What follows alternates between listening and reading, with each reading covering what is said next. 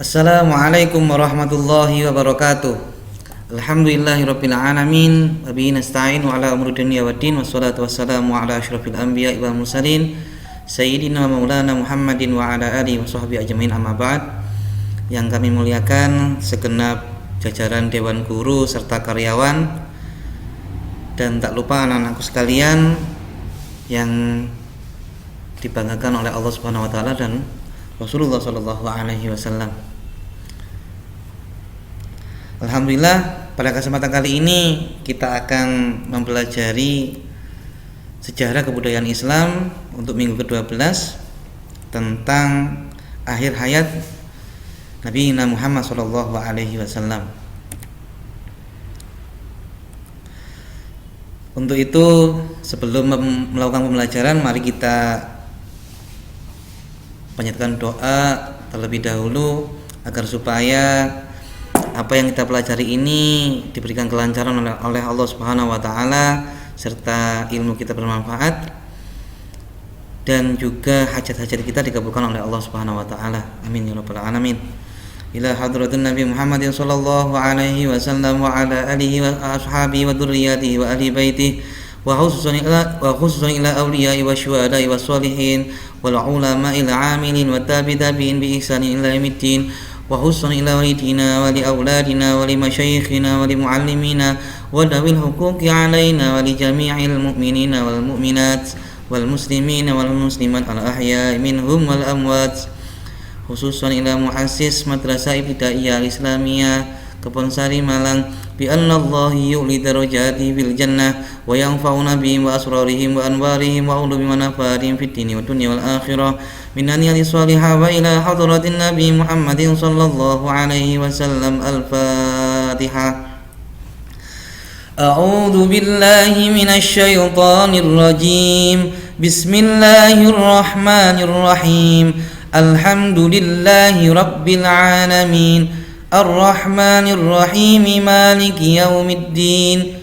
Iyyaka na'budu wa iyyaka nasta'in. Ihdinas siratal mustaqim. Siratal ladzina an'amta 'alaihim ghairil maghdubi 'alaihim waladdallin. Amin. Rabbi ighfirli wa liwalidayya wa lil mu'minina amin. Bismillahirrahmanirrahim. Raditu billahi rabba wa bil islami dina wa bi Muhammadin sallallahu alaihi wasallam nabiyyallah rasula. Rabbi zidni ilma warzuqni fahma waj'alni min ibadikas salihin. Amin ya rabbal alamin.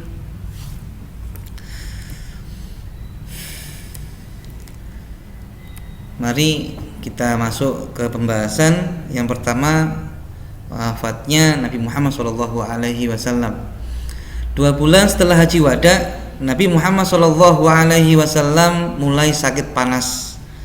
Badan beliau semakin melemah. Walaupun demikian, beliau tetap mengimami sholat.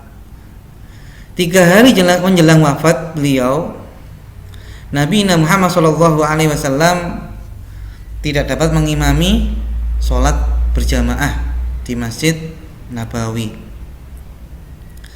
Dalam khutbahnya yang terakhir, beliau bersabda, "Aku berwasiat kepada kalian untuk berbuat baik terhadap kaum Ansor. Sesungguhnya orang-orang Ansor adalah orang dekatku, di mana aku berlindung kepada mereka. Mereka telah melalui apa yang menjadi beban mereka, dan masih tersisa apa yang akan menjadi hak mereka. Oleh karena itu, berbuat baiklah kepada siapa saja di antara mereka yang berbuat baik, dan maafkan siapa saja di antara mereka yang berbuat kesalahan." Ini adalah hadis Nabi Muhammad SAW. Khutbah sebelum beliau masih dalam berada di mimbar. Setelah itu Rasulullah SAW terjatuh, terjatuh dari mimbar tersebut pingsan. Dan yang menangkap adalah Bilal bin Rabah. Setelah itu Nabi Muhammad SAW menyuruh Abu Bakar As-Siddiq untuk mengganti imam sholat. Selanjutnya, sehari sebelum Nabi Muhammad SAW wafat, beliau memerdekakan para budak lelakinya. Beliau juga menyedekahkan uang beliau yang tersisa sebanyak 7 dinar. Beliau memberikan senjata-senjatanya kepada kaum muslimin. Jadi Nabi Muhammad SAW sebelum wafatnya, beliau ini sudah memberikan harta bendanya, harta peninggalannya, bahkan ahli warisnya tidak mendapatkan warisan sedikit pun. Jadi Nabi Muhammad SAW menghadap kepada Allah tanpa membawa apa yang ada di dunia. Subhanallah. Beda dengan kita ya. Kalau kita mungkin bingung harta kita taruh mana, ya, HP kita taruh mana dan lain sebagainya. Pada waktu duha, beliau memanggil Fatimah. Beliau membisikkan ke telinga Fatimah bahwa beliau segera menghadap kepada Allah Subhanahu wa taala. Mendengar hal itu, Fatimah menangis. Kemudian Nabi Muhammad SAW berbisik lagi kepada Fatimah. Beliau mengatakan bahwa anggota keluarga pertama kali yang akan menyusul beliau adalah Fatimah. Fatimah mendengar hal ini tersenyum. Bagaimana rasanya ketika orang yang kita sayangi berucap, berbisik kepada kita, ya? Bayangkan orang tua kita, ya, berbisik kepada kita bahwasanya ayah kita, ibu kita akan meninggal. Pastinya kita akan menangis. Sudah manusiawi. Begitu juga dengan Fatimah Zahra, putri tercinta beliau. Beliau diberikan dibisiki, ya, telinganya bahwasanya Nabi Muhammad SAW akan pergi untuk selamanya untuk menghadap kepada Allah. Tetapi orang yang akan menyusul dari keluargaku, kata Rasulullah SAW, adalah Fatimah Zahra. Allahumma sholli ala sayyidina Muhammad. Wasiat terakhir Nabi Muhammad SAW. Setelah itu Nabi Muhammad SAW memanggil cucunya Hasan, Husain. Beliau juga memanggil istri dan anggota keluarga yang lain. Beliau memberikan wasiat terakhirnya, ingatlah sholat dan bertaubatlah. Ini yang disampaikan oleh Rasulullah SAW. Ingatlah sholat dan bertaubatlah, ya. Jadi pada waktu itu pintu rumah Nabi Muhammad SAW terketuk. Ada seseorang yang mengetuk pintu. Siapa? Kata Fatimah. Ana Abdullah. Siapa? Ana Abdullah. Siapa Abdullah? Ana Abdullah. Kata Nabi Muhammad SAW, itu adalah malaikat Israel. Kemudian Fatimah membuka pintu. Apa yang dilakukan Fatimah? Fatimah menangis sampai diriwayatkan pingsan. Terus malaikat Israel ini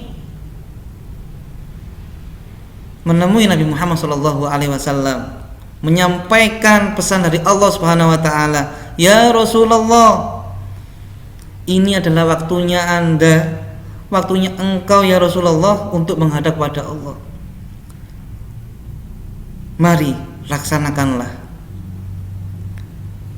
Sebelum itu Nabi Muhammad SAW bertanya kepada malaikat Israel, "Mana Jibril? Mana malaikat Jibril? Kok tidak ada di depanku?" Kemudian malaikat Jibril turun menghadap kepada Rasulullah. Apa kata malaikat Jibril? "Saya enggak tega, orang kekasih Allah, manusia kekasih Allah akan diambil nyawanya, ajalnya akan mendekati dengan ajal."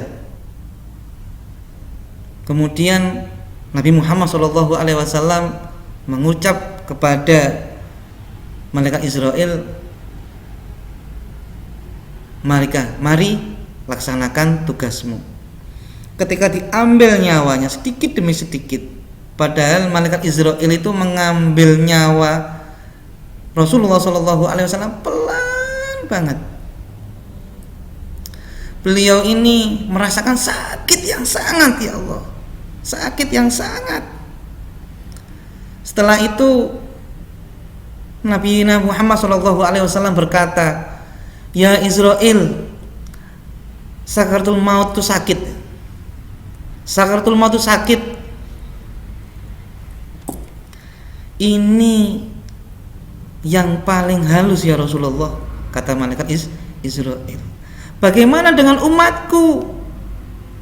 Sudah berikan semua kesakitan kepadaku, berikan semua kesakitan atas umatku, atas diambilnya nazak ini, diambilkan nyawa ini, berikan kepadaku semua." Kemudian malaikat Israel bertanya kepada Allah. Allah cuma memberikan separuh, mengizinkan untuk memberikan separuh. Jadi Nabi Muhammad SAW ini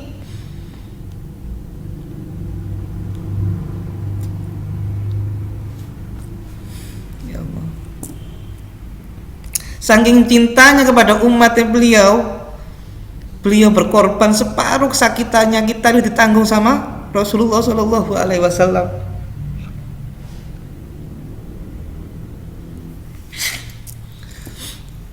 Setelah itu Nabi Muhammad SAW tarik nyawanya pelan demi pelan. Allah merasakan sakit. Kemudian malaikat Jibril itu berpaling dari hadapan Rasulullah SAW. Ditanya, "Hei Jibril, jijiklah engkau melihatku?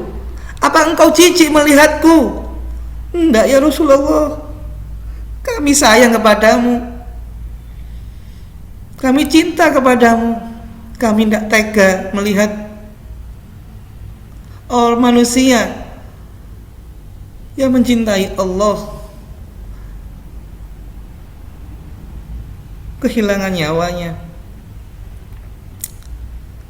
Pelan demi pelan diambil. Apa kata Rasulullah? Ummati, umatku, kata Rasulullah seperti itu. Maksudnya apa? Rasulullah SAW merasakan sakit yang sangat-sangat sakit ketika sakaratul maut. Ini yang dilakukan oleh Rasulullah, yang dirasakan oleh Rasulullah. Bayangkan kita itu bagaimana nantinya.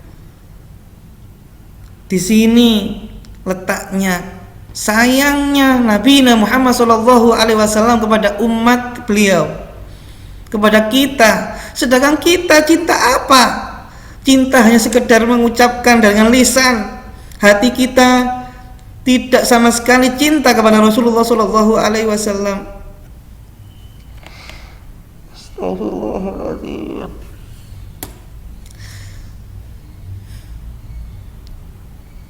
Setelah itu diambil sedikit demi sedikit. Akhirnya Nabi Muhammad Shallallahu Alaihi Wasallam beliau mengembuskan nafas terakhirnya. Manusia pilihan Allah Subhanahu Wa Taala wafat pada hari Senin tanggal 12 Rabiul Awal tahun 11 Hijriah, atau tepatnya tanggal 8 Juni 632 Masehi. Nabi Muhammad Shallallahu Alaihi Wasallam telah meninggalkan umatnya tak ada harta benda yang diwariskan kepada anak istrinya. Beliau hanya meninggalkan 2 pusaka yang diwariskan kepada umatnya, yaitu Al-Quran dan hadis. Selama 23 tahun beliau diangkat menjadi Rasul. Beliau berjuang tak kenal lelah dan derita untuk menegakkan agama Allah. Demikian akhir kehidupan dari perjuangan Nabi Muhammad SAW. Beliau berhasil membawa misinya ke seluruh penjuru Jazirah Arab, bahkan penjuru dunia, untuk mensyiarkan agama Islam. Bangsa Arab yang dahulunya berpecah belah dan bermusuhan, kini rukun bersatu di bawah satu pimpinan dan bernaung di bawah panji Islam. Nabi Muhammad SAW telah mendirikan negara Islam pertama di Madinah. Negara Islam itu berdasarkan pada prinsip-prinsip keadilan, persamaan, cinta serta solidaritas sosial yang sempurna. Allah Subhanahu Wa Taala telah merahmati Nabi Muhammad SAW dengan sifat-sifat mulia beliau dan menjadi arahan cara hidup di dunia dan akhirat. Wallahu a'lam bishawab. Semoga kita lebih cinta kepada Nabi Muhammad SAW, meskipun kita tidak melihat beliau, tapi hati kita melihat beliau, hati kita merasakan cinta beliau.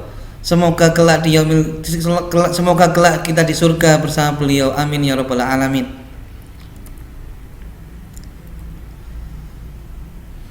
Mari kita tutup pembelajaran ini dengan doa. Semoga hajat kita semuanya dikabulkan oleh Allah Subhanahu wa taala. Amin ya rabbal alamin. A'udzu billahi minasy syaithanir rajim. Bismillahirrahmanirrahim. Wal 'asri innal insana lafi khusrin illa alladzina amanu wa 'amilus solihati wa tawasaw bil haqqi wa tawasaw bis sabr. Rabbana atina fid dunya hasanah wa fil akhirati hasanah wa qina adzabannar wa adkhilnal jannata ma'al abrar ya aziz ya ghaffar ya rabbal alamin. Allahumma ja'al awladana wa talamidana wa ahlana min ahlil jannah ma'an nabi Muhammad sallallahu alaihi wasallam bifadli subhana rabbika rabbil izzati amma yasifun wa salamun alal mursalin walhamdulillahi rabbil alamin. Al-Fatihah.